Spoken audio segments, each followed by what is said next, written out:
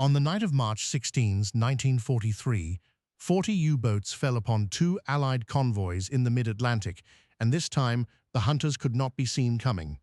For decades, historians would trace that slaughter back to a single decision made weeks earlier in a headquarters office in Berlin by a man who asked one question his predecessors had refused to ask. In this alternate timeline exploration, we examine what could have happened and why the real history unfolded differently. Admiral Dönitz became commander-in-chief of the Kriegsmarine on January 30, 1943, replacing Erich Raeder while keeping personal command of the U-boat arm he had built.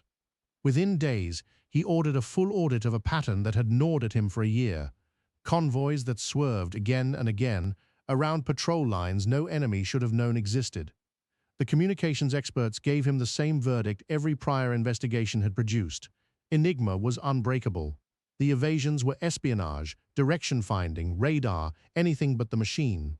In our timeline, Dönitz accepted that verdict. Here, he does not. He had seen what the fourth rotor did in 1942, when the M4 machine went to sea on February 1st, and Allied intelligence on his boats seemed to falter for 10 months. He had seen the pattern sharpen again in mid-December. The correlation was in his own war diary, waiting to be read. In February 1943, he read it, and concluded that the enemy was inside the signal itself. But what no one in the Admiralty knew that winter, what would not become clear for months, was that the most valuable weapon of the Atlantic War had already been taken off the board. The order went out in the last week of February 1943.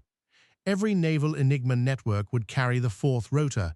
Every short signal book, every weather code book, every document that might have been compromised at sea was withdrawn and replaced at once. The Kriegsmarine did not know that sailors from HMS Petard had pulled exactly such codebooks from the sinking U-559 on October 30, 1942, that Lieutenant Tony Fasson and able seaman Colin Grazier had drowned retrieving them, and that their sacrifice had let Hut 8 break back into the Shark Quay on December 13th. The Germans did not need to know. Dönitz simply assumed the worst, and the worst happened to be true. At Bletchley Park, Hugh Alexander's cryptanalysts watched Shark go silent in a way it had never gone silent before.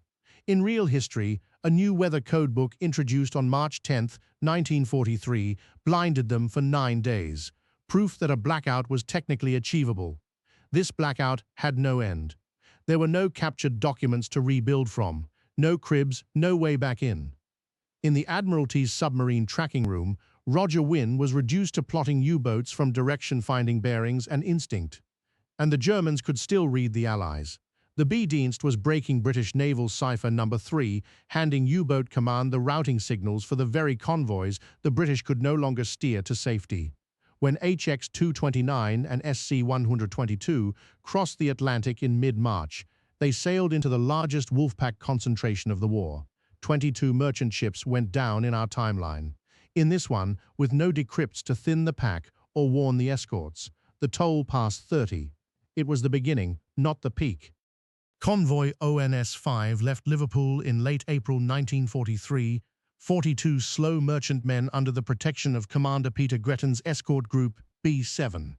In real history, this battle broke even. A dozen ships lost, but 7 U-boats destroyed, the hinge on which the whole Atlantic War turned. That history required the Admiralty to know where the patrol lines waited. This Admiralty did not. ONS-5 steamed directly into a reinforced barrier of more than 50 boats, positioned with the help of B-Dienst decrypts, and the convoy was torn apart across 5 nights of fog, ice, and burning oil.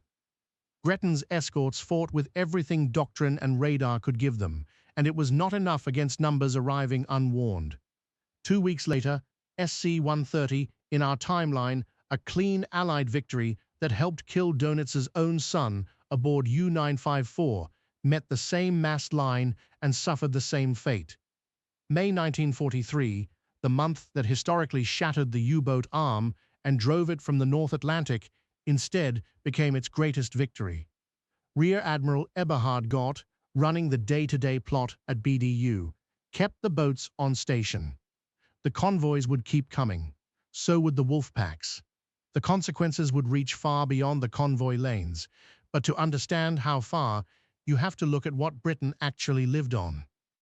Britain ran on roughly 1 million tons of imports a week, and through 1942, its stockpiles of oil and raw commodities had already been drawn down to the bone.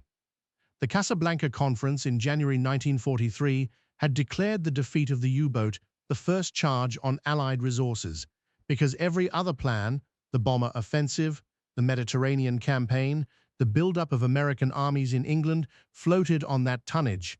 Through the summer of 1943, the tonnage stopped arriving. Import volume fell below the level needed to sustain both the British war economy and the American buildup at once, and Churchill's government was forced to choose between them week by week. Oil reserves slid under 60 days of supply. Tanker sailings were cut and rerouted south, lengthening every voyage. Civilian rationing tightened to levels Britain had not endured since 1917. Colder homes, thinner meals, factories idling for want of feedstock. Churchill, weighing the reserve figures against every commitment on the map, understood what the numbers meant. The war was not being lost. But it was no longer running on schedule, and schedules were promises made to allies. What the allies could no longer learn, they set out to overwhelm. Admiral Max Horton at Western Approaches had spent the winter building trained support groups, warships free to hunt rather than merely shepherd, and now they became the backbone of a war fought without foresight. Escort carriers put aircraft over every convoy. Very long-range B-24 Liberators closed the mid-Atlantic air gap. Centimetric ASV Mk3 radar, invisible to the German METOX warning receivers, caught surfaced boats at night, and a renewed air offensive over the Bay of Biscay made the transit routes a gauntlet. It worked. It just worked slowly. Every U-boat now had to be found the hard way by radar sweep, sonar contact, and patient patrol, instead of being ambushed at a position read from its own orders. Kill rates that historically collapsed the wolfpacks in a single spring took a year to achieve the same attrition. Dönitz had not built a war-winning weapon. He had built a delay, but a delay in 1943 was the most expensive thing in the world. At Tehran in November 1943, Churchill and Roosevelt sat across from Stalin and told him the truth. The cross-channel invasion could not be mounted on the promised timetable. The shipping did not exist. The fuel reserves did not exist. The American divisions that should have been massing in England were still spread across ports and convoys, their build-up throttled by the Atlantic. The Mediterranean would remain the only active Western front into 1944. Stalin's fury was not loud. It was cold, precise, and lasting. The Soviet Union had absorbed the overwhelming weight of the German army for 2.5 years on the promise of a second front, and the promise had just been moved again. He noted it. He would remember it at every conference that followed, and he would price it into every post-war demand. And then, in the shipyards of America, came the turn that would define everything after. No inference by any admiral could repeal arithmetic. American yards were launching Liberty ships and destroyer escorts faster than the U-boats could sink them, and the gap widened every month. Radar grew sharper, sonar operators grew seasoned, and continuous air coverage stretched from Newfoundland to the Western Approaches until there was no gap left to hide in. German countermeasures, new receivers, acoustic torpedoes, deeper diving boats arrived and were answered, each cycle a little faster than the last. Through 1944, the exchange rate turned remorselessly against Dönitz. His crews, sent back again and again to hold station in waters growing lethal, died in numbers the training pipeline could not replace.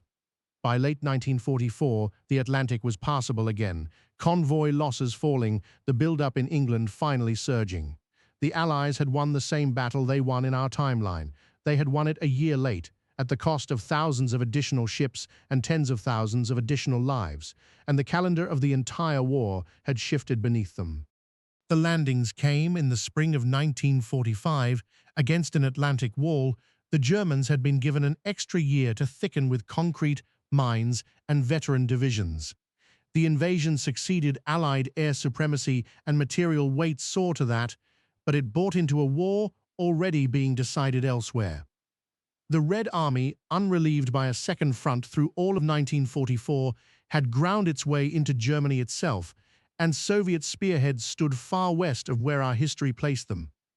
The war in Europe ended months later than the May 1945 we remember, with Soviet forces holding ground well beyond the Elbe and the post-war division of the continent drawn along very different lines. More of Germany and more of Europe would spend the next half-century behind the wire. Dönitz did not win the war by ordering a fourth rotor. Germany's defeat was written in shipyards and refineries no cipher could touch. What he changed was the price and the map. One correct inference, made by one man his real counterpart failed to be, moved an invasion by a year and a border by 300 miles. That is the unsettling lesson of the Atlantic War. The decisive battles were fought not only at sea, but inside the assumptions men refused to question. History turned on a doubt. It usually does.